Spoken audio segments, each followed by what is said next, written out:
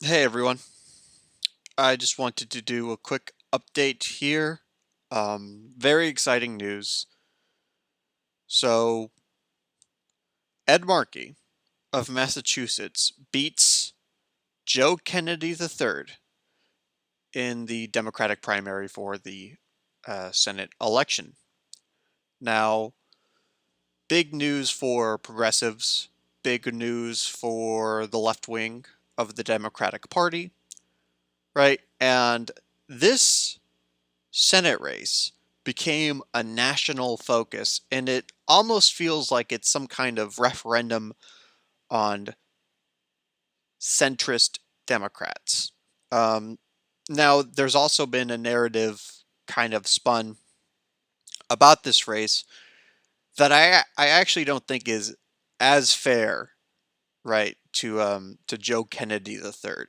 So we'll get into that a little bit, but yeah, not only did Ed Markey win, he won in a landslide with so far a a 10-point lead. Yeah, a 10-point lead with Kennedy conceding the night of the election. Now, I don't think all of the ballots are in, so we don't know exactly how big of a lead it was. This race only took place yesterday, but some polls had Markey leading Kennedy by like 12 points, a few days before the election. So, in no uncertain terms, right? Kennedy lost, and Kennedy lost badly. And it's not just bad because of the wide margin, right?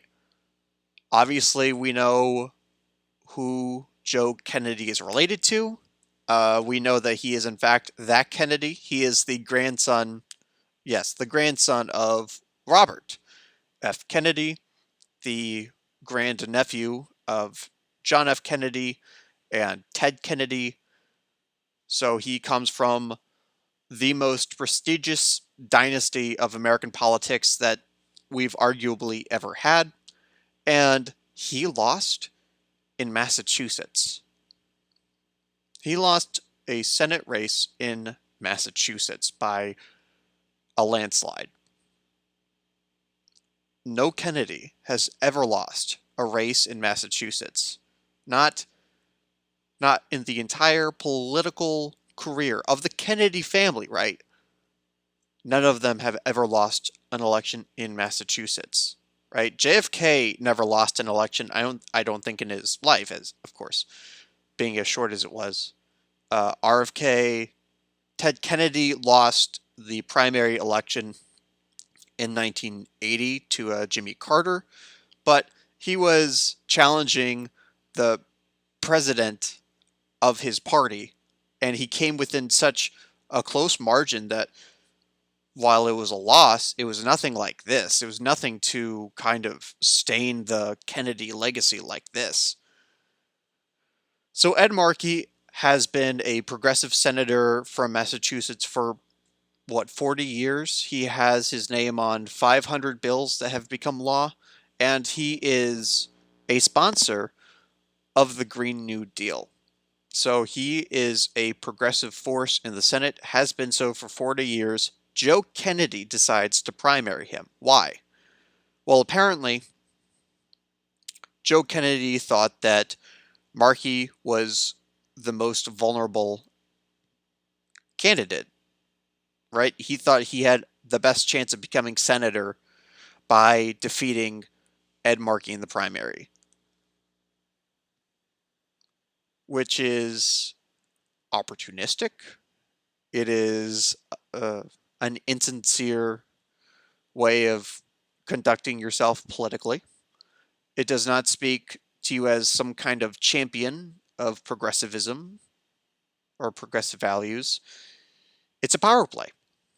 It's a hollow power play against one of the most cherished senators, uh, political actors, really, for progressives in this country. Now, the thing about Joe Kennedy, who's right now a congressman, and something I do want to challenge here in the national narrative. Joe Kennedy is not. not a progressive. If you look at his record, he does have positions that I very much agree with, that Ed Markey would very much agree with. He is a sponsor of Medicare for All in the Congress. He does want to put a moratorium on. This is another thing. There was a tweet he sent out that said, you should not be facing an eviction without a lawyer. And people took that to mean, what? You're not even supporting a moratorium on evictions right now in a pandemic? Like, really? Like, that seemed like, oh my God, he is like a centrist, like just a full blown corporatist, democratic centrist. Actually, he does support a moratorium on evictions. What he was referring to is that onward, after the pandemic ends, that we need to provide legislature that will always provide legal support for people facing evictions, right? He's talking about after the pandemic. Right now, yes, absolutely, he supports a moratorium on evictions, but afterwards, he wants to provide a legal safety net for people facing evictions because he was a lawyer who defended people evicted from their homes. So yeah, that one tweet was pretty damning for him, and it definitely added to this narrative that we have a centrist going up against, a true progressive, but it's not that simple. It's not that black and white. And Joe Kennedy unfortunately did not help himself, right? He did not help his case in this primary challenge because the dude could not stop playing on his last name. The dude could not stop depending on the Kennedy dynasty. He could not stop evoking the Kennedy legacy to aid in his election. I don't think that he is a sham. I don't think he is a, I don't think he's useless ideologically. But what else are people supposed to think when you have Ed Markey, who has such an established track record, going up against a guy whose main platform is being a Kennedy? So you can't blame people for definitely buying that narrative that Joe Kennedy wasn't progressive. He certainly wasn't more progressive than Ed Markey, who he was deciding to primary. And if they didn't even really disagree, then that only makes the opportunistic nature of his campaign, it makes it all the more apparent. People accused RFK of being an opportunist when he ran for president in 68. But I don't think that was fair because he was genuinely ideologically distinguished between the other candidates. He was anti-war like Eugene McCarthy, but he was also pro-Great Society. He was also pro-welfare and other progressive policies. And I think Eugene McCarthy was not a fierce advocate of the Great Society. So RFK was a unique candidate that was building a unique platform. Joe Kennedy couldn't play into the opportunist reputation of the Kennedys more with the race he ran. Now, the big thing, and the reason this is becoming something of national interest, a little while before the election, Joe Kennedy was endorsed by Nancy Pelosi, who has derided people from challenging primary Democrats, you know, from the left. She's taken that position before many times. But she decided to make an exception here because Ed Markey said some things about the Kennedy family that she did not like. This is her stated reason. She didn't like what he was saying about the Kennedys. Now, the only thing I saw Ed Markey say about the Kennedys is that coming from a political dynasty does not entitle you to political office, right? He even took JFK's words, his famous words, ask now what uh, your country can do for you, but what you can do for your country. He took those words and threw them at Joe Kennedy III. He said, you shouldn't be asking what, your country can do for you, or this isn't about what your country can do for you. So he was taking Kennedy's own, like his family and the prestige that came with that, and he completely turned it around. He completely turned it around. And if that's what Nancy Pelosi is referring to, I think that's an inexcusable reason to get involved in a primary election between a long established progressive versus an up and coming congressman who is coasting on his name. I'm sorry, that's all he could talk about. That's all, and he kept saying, "No, I'm not just another Kennedy. I have my own ideas." But look, every ad that we saw of his, it's like one of them said, "Trust Joe Kennedy. The fight is in his blood," and there was a picture of him, and next to him was RFK. Right?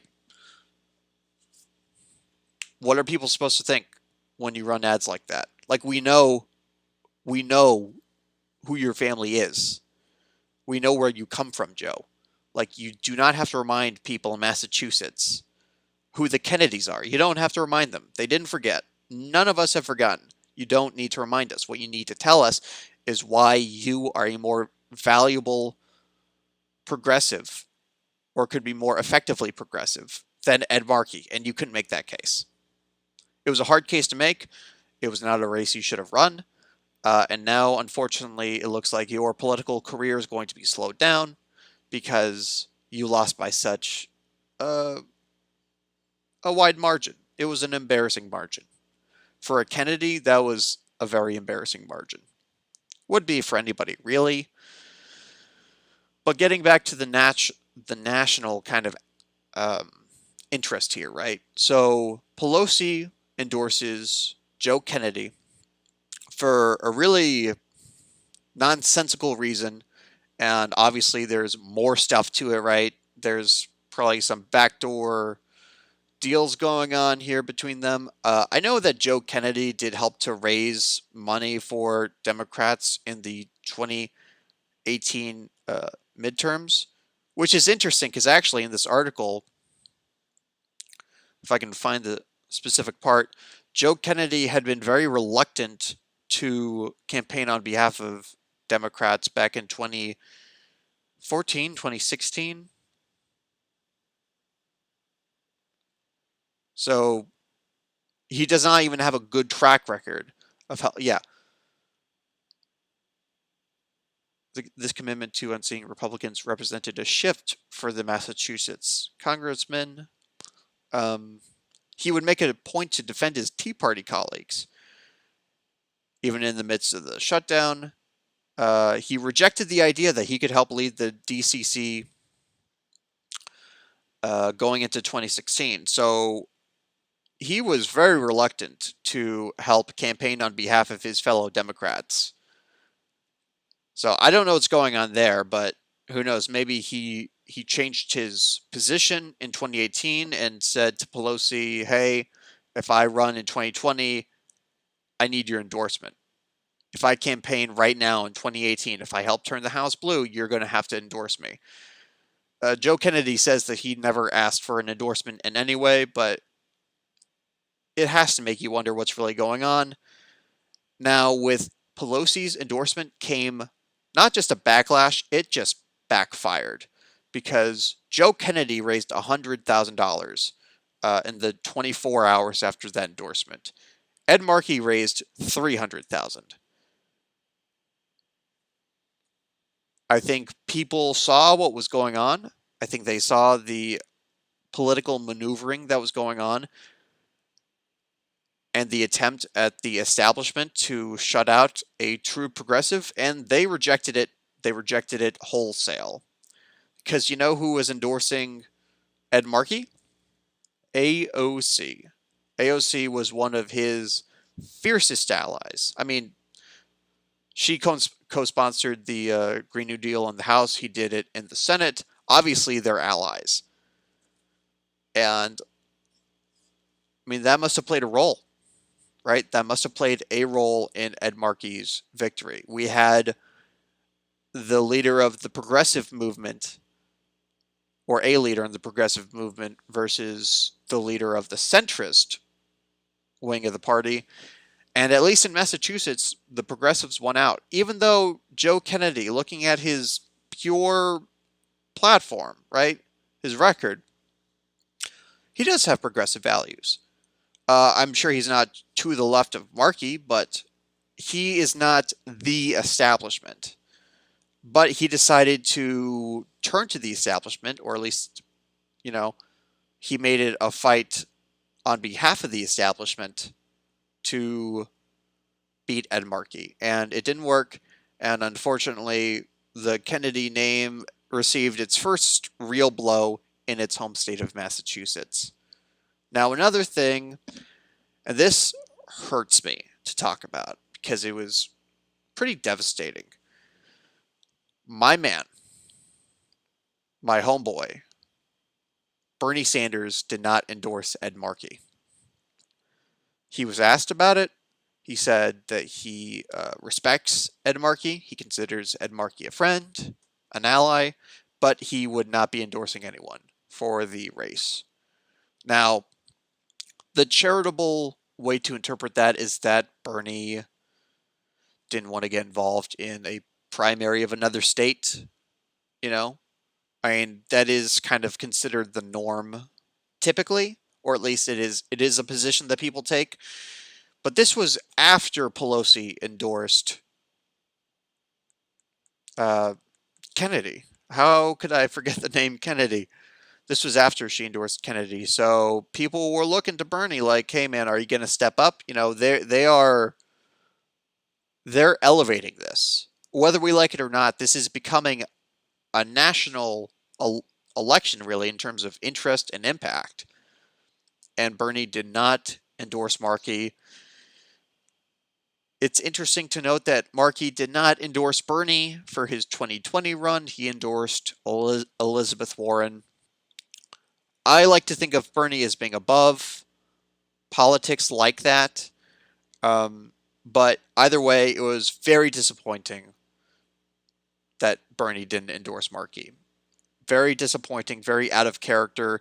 And unfortunately, that's adding to this new narrative that Bernie Sanders is a sellout because he's playing ball. He's working with Joe Biden, with the moderates and the centrists of the party to help Joe Biden win in November. I think it is wildly unfair to criticize Bernie Sanders for helping to take Donald Trump out of the White House. It's disappointing, yeah, and he might be pushing it by calling Joe Biden the most progressive candidate we've ever had. But Bernie knows what the real threat is. Bernie knows how high the stakes are. And Bernie working with Joe Biden and honestly pushing Biden farther left than he has been, right? That's nothing to scorn at, and that's nothing to scoff at. It's a hard pill to swallow. Elections run like that. We have one chance of getting Donald Trump out of the office, guys. We have one shot at that. We have one shot of not giving him another term, of not having 4 more years of this guy around. We have one shot at that. That shot, unfortunately, is Joe Biden. Don't like saying that, but just because we don't like the shot we're about to take doesn't mean we need to point it at the ground, right? It doesn't mean we need to shoot ourselves in the foot. I'm so good at analogies. So that's a topic for a different day. My point is Bernie did not help his own case by refusing to endorse Ed Markey. So this is an election with a lot of interesting implications. This could potentially impact the party, impact how we move forward. Now, as I understand it, there were 2 other primary races going on where, unfortunately, the progressive candidates did not win. So we are 1 for 3.